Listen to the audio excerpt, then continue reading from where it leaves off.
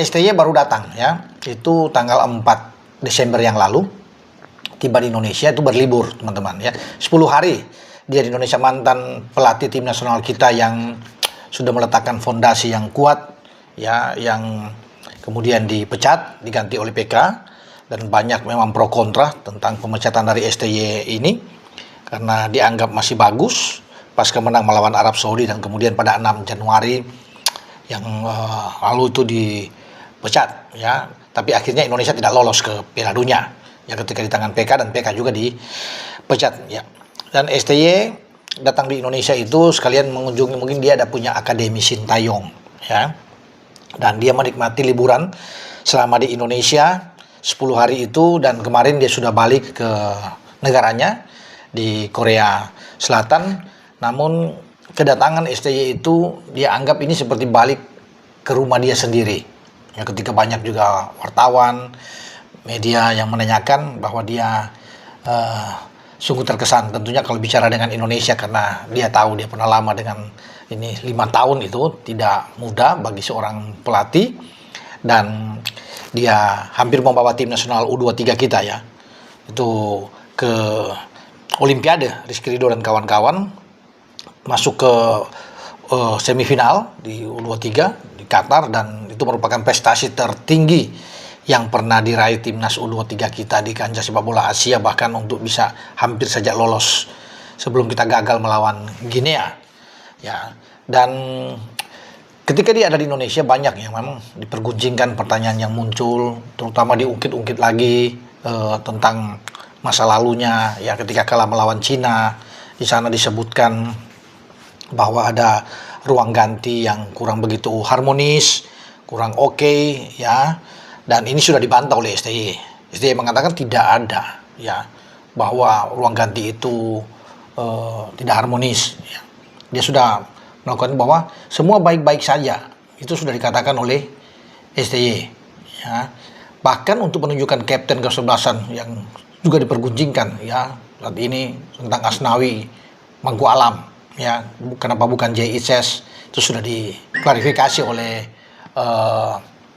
STY, dan dia mengatakan soal Asnawi itu memang dia kapten utama, Jay adalah second, jadi kapten kedua, dan dia pernah mengumpulkan semuanya termasuk Jay Itzes, Martin Pas, Jordi Amat juga untuk berbicara masalah ini, dan semua setuju ketika Asnawi dimainkan, tentunya dia sebagai kapten utama dia akan berhak. Nah, lawan Cina itu kan Asnawi main lebih dulu. Jai memang bermain, tapi ban kapten diserahkan kepada Asnawi karena dia kapten utama sejak dari awal, sebelum itu ke Jai Isyas. Jadi bagi STY tidak perlu dibesar-besarkan, tidak perlu dipermasalahkan, ya sudah berlalu ya. Sekarang Indonesia menatap aja ke depan, fokus ke depan untuk bagaimana membawa Indonesia ini kembali ya terbang tinggi, berjaya lagi, daripada untuk mengungkit-ungkit lagi masalah yang sudah lewat. Sebaiknya fokus tentunya, dan pasti STY mendoakan yang terbaik buat Indonesia. Ketika ditanya juga tentang apakah PSSI ada berhubungan ketika dia berada di Indonesia, dia bilang juga tidak ada hubungan sama sekali untuk membicarakan masa depan dia lagi, karena selama ini kan ketika STY itu dipecat ada pesangon yang diberikan, dan itu sementara berjalan terus dicicil untuk bisa sampai selesai, dan STY tidak mau lagi berbicara banyak tentang sepak bola Indonesia ya. Dia tentunya ingin semua baik-baik saja, tapi kalau hubungan untuk memanggil dia lagi untuk berbicara ke depan itu tidak ada, kata STY. Dan memang PSSI saat ini sedang fokus untuk menentukan calon pelatih tim nasional yang akan datang, kan itu yang sementara oleh banyak netizen penggemar sepak bola untuk melihat kapan itu diumumkan ya. Walaupun sudah ada keterangan sejauh ini ya, Pak Sumardi juga mengatakan nanti akan diumumkan, itu yang dinanti-nantikan.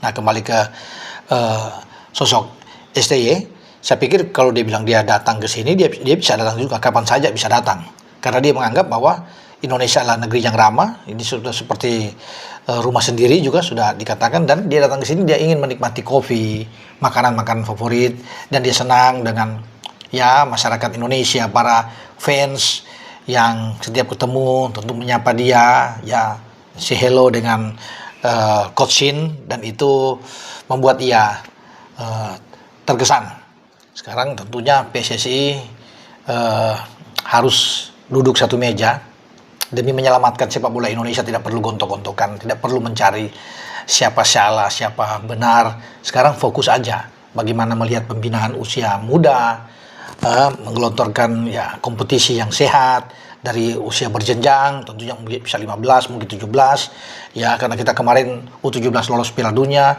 kompetisi U19 juga bisa dilihat ya, untuk berputar ke sana. Jadi yang kita lihat ke depan aja ya, dengan saya Bung Ropan.